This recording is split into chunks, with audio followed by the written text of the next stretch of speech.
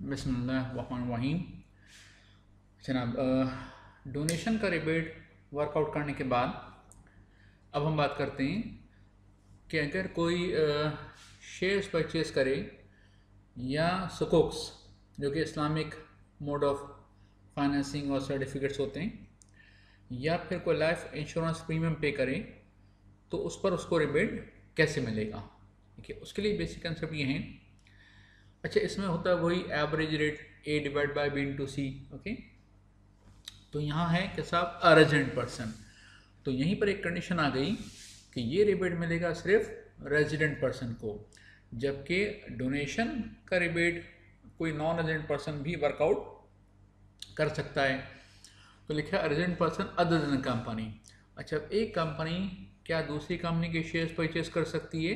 Yes, लेकिन वो rebate workout नहीं कर सकती, जबकि डोनेशन के रिबेट पर ऐसी कोई एक्सक्लूजन नहीं थी। तो वहाँ पर एक कंपनी भी रिबेट वर्कआउट कर सकती है डोनेशन पे करके, बल्कि वहाँ पर लिमिट थोड़ी सी डिफरेंट थी कि वहाँ पर लिमिट है मैक्सिमम 20%। ओके, तो क्या लिखा है resident person other than company shall be entitled to tax credit in respect of. अच्छा, सबसे पहले है cost of acquiring new shares offered to the public by listed company provide the person is an original allottee. यहाँ पर रुक जाएं। तो यहाँ पर बेसिकली 3 कंडीशन आ जाती हैं। वो ये कि साहब जिस कंपनी के आप शेयर्स परचेज करें वो लिस्टेड कंपनी हो, दूसरे के आप उसके हों ओरिजिनल अलॉटी, और तीसरे के साथ ये न्यू शेयर्स हैं जो कि वो ऑफर करिए किसको? पब्लिक को। ओके, तो अब अगर ये तीनों कंडीशंस आप फुलफिल कर दें तो उस पर आप रिबेट वर्कआउट कर सकते हैं। अच्छा, एग्ज़ाम पर्पज़ के लिए अगर वो सिर्फ पब्लिक कंपनी की बात कर लें और कुछ ना बताएं तो हम फिर अजम्पशन की बात आती है। तो हम ये अज्यूम कर सकते हैं कि लिस्टेड कंपनी है, या वो बता दें लिस्टेड कंपनी है और कुछ ना बताएं तो हम अज्यूम करेंगे कि आप उसके ओरिजिनल अलॉटी हैं और ये new shares offer to the public हैं। अच्छा, इसका मतलब हुआ कि अगर आप किसी अनलिस्टेड पब्लिक कंपनी है, कोई प्राइवेट कंपनी है, उसके अगर आप शेयर्स परचेज करते हैं तो उस पर ये रिबेट आपको नहीं मिलेगा। इवन अगर आप लिस्टेड कंपनी के शेयर्स परचेज करें किसी दूसरे शेयर होल्डर से और आप उसके ओरिजिनल अलॉटी नहीं होंगे तो ये रिबेट आपको नहीं मिलेगा। तीसरी बात ये कि साहब ये जो new shares offer to the public की बात है, तो बात है कि साहब लिस्टेड कंपनी पब्लिक को ही शेयर ऑफर करती है, लेकिन अगर हम उसकी कोई स्पेसिफिक इशू देखें तो फॉर एग्जांपल क्या ऐसा हो सकता है कोई कंपनी अपने एम्प्लॉयज़ को शेयर्स ऑफर करे, जिसे हम कहते हैं employ share scheme, stock option scheme. Okay, तो उस सूरत में आप उस लिस्टेड कंपनी के एम्प्लॉई हैं तो आप उसके ओरिजिनल अलॉटी भी होंगे, लिस्टेड कंपनी भी होगी, ठीक है। चूँकि वो new shares offer to the public नहीं है इसलिए उस पर आपको रिबेट नहीं मिलेगा। तो एम्प्लॉय शेयर स्कीम पर आगे पूरा एक चैप्टर हमारे पास आने वाला है। तो यहाँ पर आप लिख सकते हैं कि shares acquired under employ share scheme are not eligible for rebate. ये बात आप लिख सकते हैं। क्या लिखेंगे आप? कि shares acquired under employ share scheme are not eligible for rebate. दूसरी बात है कि हम आगे बढ़ें इससे पहले हम ये देखते हैं कि साहब शेयर्स की डेफिनेशन क्या है। तो सेक्शन 2 सब सेक्शन 58 में शेयर्स की डेफिनेशन है, जिसमें मुदारबा सर्टिफिकेट भी शामिल हैं। तो अगर आप किसी लिस्टेड कंपनी के शेयर्स परचेज करें तो जिस तरह से आप रिबेट वर्कआउट करेंगे और ये सारी कंडीशन एप्लीकेबल होंगी, बिल्कुल इस तरीके से मुदारबा सर्टिफिकेट परचेज करने पर भी आपको रिबेट मिलेगा। ना सिर्फ ये बल्कि मुदारबा सर्टिफिकेट के साथ क्या है, and the interest of a beneficiary in a trust, जिसमें यूनिट्स म्यूचुअल फंड्स, ठीक है। ओके, तो आपको पता है आजकल हर बैंक के म्यूचुअल फंड्स होते हैं। ओके, तो अगर आप किसी म्यूचुअल फंड्स के यूनिट्स परचेज करते हैं तो वो भी बेसिकली शेयर्स की डेफिनेशन में ही आते हैं। तो अगर वो आप उसके ओरिजिनल अलॉटी हैं तो आप उस पर भी रिबेट वर्कआउट कर सकते हैं। अच्छा, एक बात तो ये हो गई। दूसरा हमने क्या पढ़ा था? Cost of acquiring new shares offered to the public by listed company provide that the person is an original allottee. इसके बाद फिर एक और चीज़ के साथ shares acquired from the privatisation commission of Pakistan. ठीक, इसलिए कि अब किसी के आपको पता है कि भुट्टो साहब के दौर में नेशनलाइजेशन हुआ था। अच्छा, उसमें क्या हुआ कि जितनी भी कंपनीज़ हैं तकरीबन उन तमाम कंपनीज़ के शेयर्स गवर्नमेंट के पास चले गए। फिर गवर्नमेंट ने उन कंपनीज़ को रन किया और उसके बाद उन्होंने क्या किया कि उसको प्राइवेटाइज करना शुरू किया। तो फिर एक बना प्राइवेटाइजेशन कमीशन ऑफ पाकिस्तान, तो अगर इस कमीशन से अगर आप शेयर्स परचेज करते हैं तो उस पर आपको रिबेट मिल सकता है। और एक ख़ास बात नोट करने की क्या है कि अगर आप प्राइवेटाइजेशन कमीशन के थ्रू शेयर्स परचेज करेंगे तो ये जो शुरू की आपने कंडीशन देखी वो कंडीशन उस पर एप्लीकेबल नहीं होंगी। इट मीन कि प्राइवेटाइजेशन कमीशन के थ्रू शेयर्स परचेज करने में उसमें लिस्टेड कंपनी होना लाजमी नहीं है। अच्छा, ओरिजिनल अथॉरिटी तो वैसे भी आप उसके नहीं हो सकते, ठीक है, ओके। तो उसमें और ये न्यू शेयर्स तो नहीं है जो ऑफर करें पब्लिक को। तो प्राइवेटाइजेशन कमीशन के थ्रू शेयर परचेज करने में कोई कंडीशन नहीं है, सिर्फ इसके आगे एक लिमिट आएगी, वो हम देखेंगे क्या है, ओके। अच्छा, उसके बाद सेकेंड पोर्शन है cost of acquiring sukuks offered to the public by listed company. उसमें भी ओरिजिनल अथॉरिटी होना जरूरी है। तो अब चूंकि हम आपको यहाँ पर इस्लामिक बैंकिंग तो नहीं पढ़ा रहे, इसलिए इस तफसील में नहीं जा रहे कि साहब ये सुकोक्स क्या होते हैं, ठीक है। बाकायदा इसके अपने कुछ रूल्स एंड रेगुलेशंस हैं, ठीक है। तो ये इस्लामिक मोड ऑफ फाइनेंसिंग के तहत कोई सर्टिफिकेट इशू किए जाते हैं सुकोक्स। तो ये अगर कोई परचेज करता है तो उस पर भी उसको रिबेट मिल जाएगा। और तीसरी केस है life insurance premium to a life insurance company.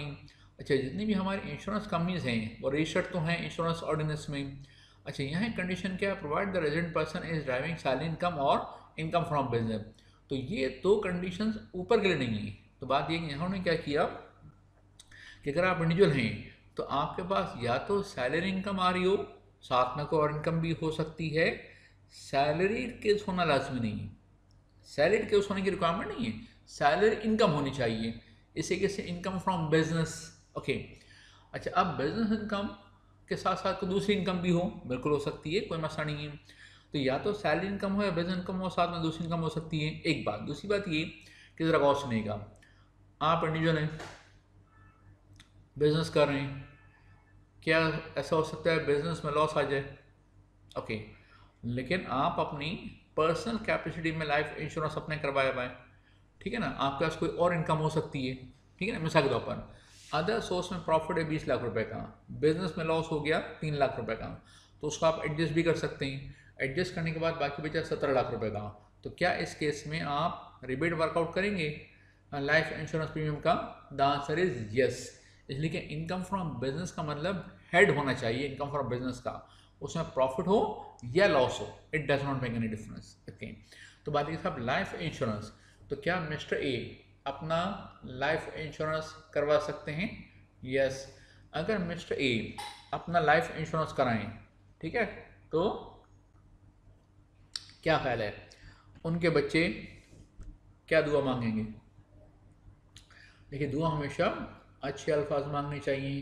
तो दुआ ये करनी चाहिए कि या अल्लाह अब्बू ने जिस मकसद के लिए इंश्योरेंस कराया है उस मकसद में उन्हें जल्द से जल्द कामयाबी अता फरमा, आमीन सुम्मा आमीन, ओके। अच्छा, अब ये हमने देखा कि किस किस पर हम रिबेट वर्कआउट कर सकते हैं। अब छोटा सा एक पॉइंट ये है कि अगर मिस्टर ए ने शेयर्स भी परचेज किए हैं, सुकोस भी परचेज किए हैं और लाइफ इंश्योरेंस का प्रीमियम पे कर रहे हैं, तो क्या तीनों को मिला करके रिबेट वर्कआउट करेंगे? The answer is no. इसलिए यहाँ आप देख रहे हैं सुकोक्स के बाद जो कि सेकंड लास्ट पैराग्राफ है उसके आगे लिखा हुआ है और, ओके। तो अब कंसेप्ट ही बन गया कि तीनों में से कोई एक रिबेट आप वर्कआउट कर सकते हैं, और डेफिनेटली कौन सा, ये चॉइस आपकी है। तो इन तीनों में से जो हायर फिगर है उस पर आप रिबेट वर्कआउट करेंगे, लेकिन उसके बाद एक ओवरऑल लिमिट ज़रूर है। वो क्या है? वो ये है कि average rate A divide by B, ये आप अप्लाई करेंगे पैरा सी के ऊपर। जो सी है वो होना चाहिए लोअर ऑफ द 3 फिगर्स। जैसे डोनेशन में लिमिट थी एक्चुअल डोनेशन और 30% of taxable income which is lower. तो यहाँ पर 3 चीज़ों की लोअर फिगर है, एक है एक्चुअल कॉस्ट ऑफ शेयर्स है, या सुकोक्स है, या प्रीमियम है। अच्छा, इनमें से कोई एक फिगर पिक करनी होगी तो डेफिनेटली आप विच इज हायर करेंगे, ठीक है। उसको फिर कंपेयर करेंगे किसके साथ? 2 मिलियन। फिर उसको कंपेयर करेंगे 20% ऑफ टैक्सेबल इनकम के साथ। तो फिर इस केस में आपको देखना पड़ेगा कि लिमिट क्या है और विच एवर इज लोअर की फिगर क्या है, ओके। अच्छा, इसके बाद फिर अब एक मसला सुनिएगा, surrender of tax credit in respect of shares. अच्छा, अब शेयर्स आपने परचेज किए लिस्टेड कंपनी के, ओके, या मुदारबा सर्टिफिकेट वगैरह, तो आपने रिबेट वर्कआउट कर लेना है। लेकिन उन्होंने कहा रिबेट के लिए एक बेसिक कंडीशन ये है कि आप शेयर्स कम से कम 24 मंथ्स के लिए उसकी होल्डिंग करें।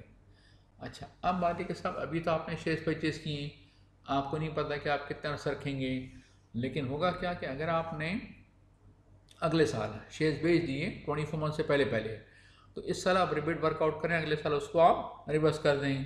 तो सबसे पहली बात तो ये कि हम नीचे वाला पैराग्राफ देखेंगे, नोट नंबर 3, वो ये कि अगर आपने सेम टैक्स ईयर में शेयर्स बेच दिए, तब तो आपको ना रिबेट वर्कआउट करना है ना रिवर्स करना है। मिसाल के तौर पर आपने जनवरी में शेयर्स परचेज किए और मार्च में आपने शेयर्स बेच दिए, तो टैक्स ईयर चेंज नहीं हुआ, तो उसमें नोट नंबर 3 एप्लीकेबल होगा और आप जो है वो उस पर रिबेट वर्कआउट ही नहीं करना आपको।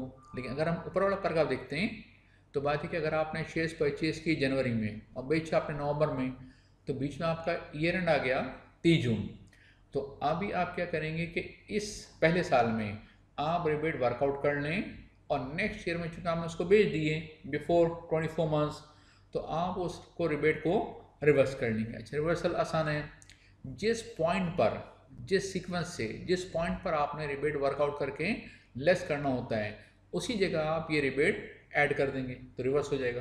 ओके, अच्छा, एक केस ही हो गया। दूसरा केस हो गया सरेंडर ऑफ इंश्योरेंस पॉलिसी। अच्छा, अब जरा गौर सुनिएगा, एक होता है इंश्योरेंस पॉलिसी मैच्योर होना, एक होता है इंश्योरेंस पॉलिसी को सरेंडर करवाना, दोनों में फ़र्क है। देखो, मैच्योर का मतलब क्या होता है कि मिस्टर ए ने इंश्योरेंस कराया और अगले साल अल्लाह ताला ने बच्चों की दुआ कबूल कर ली, तो पॉलिसी मैच्योर हो गई, पैसा मिल रहा है, ख़त्म हो गई पॉलिसी। लेकिन एक केस ये होता है कि साहब मिस्टर ए ने इंश्योरेंस करवाया, उसके बाद अगले साल उन्हें एहसास हुआ कि चूँकि इंश्योरेंस कंपनी सूद पे काम कर रही होती है ज़्यादातर और ये इंश्योरेंस कराना सही नहीं है, तो उन्होंने क्या किया, इंश्योरेंस पॉलिसी अपनी सरेंडर कर दी, कैंसिल करा दी। तो अगर इंश्योरेंस पॉलिसी को आप अपनी ज़िंदगी में सरेंडर करवाते हैं तो फिर ये पैराग्राफ एप्लीकेबल होगा। अच्छा, अब इसको पढ़ लें ज़रा